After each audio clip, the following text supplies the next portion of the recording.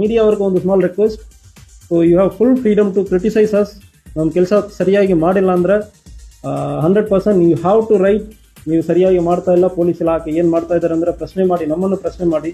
So ಪ್ರೆಸ್ಸಲ್ಲಿ ಒಂದು ಭಾಳಷ್ಟು ದೊಡ್ಡ ರೆಸ್ಪಾನ್ಸಿಬಿಲಿಟಿ ಇರುತ್ತದೆ. ಸೊ ನಾನು ಹಿಂದೆ ಇರುವ ಜಿಲ್ಲೆಯಲ್ಲಿ ಕೂಡ ಒಂದು ಪ್ರೆಸ್ ಗ್ರೂಪ್ ಅಂದರೆ ಮಾಡ್ಕೊಂಡಿದ್ದೆ.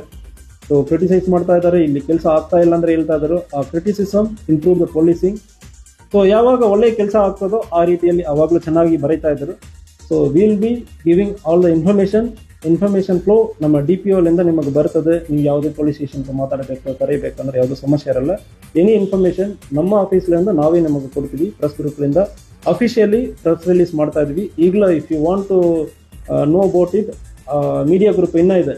ನಾನು ಲಾಸ್ಟ್ ಕಳೆದ ಎಲ್ಲಿ ಕೆಲಸ ಮಾಡಿದಾನೆ ಆ ಜಿಲ್ಲೆಯಲ್ಲಿ ಇನ್ನೂ ಕೂಡ ಅವ್ರಿಗೆ ಮಾಹಿತಿ ಕೊಡ್ತಾ ಇರ್ತೀನಿ.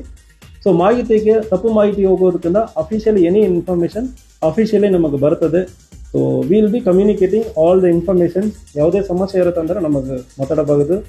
So you have all the freedom to criticise us. ಸಾರ್ವಜನಿಕರಿಗೆ ಒಂದು ನೀವು ಪ್ರಶ್ನೆ ಮಾಡಬೇಕು.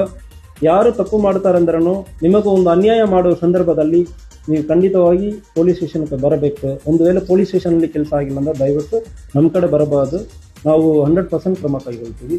ಸೊ ನಮ್ಮ ಆಫೀಸಲ್ಲಿ ನಿಮಗೆ ನ್ಯಾಯ ಸಿಗ್ತದಂದ್ರೆ ಅದು ಒಂದು ಐ ಕ್ಯಾನ್ ಅಶ್ಯೂರ್ ಯು.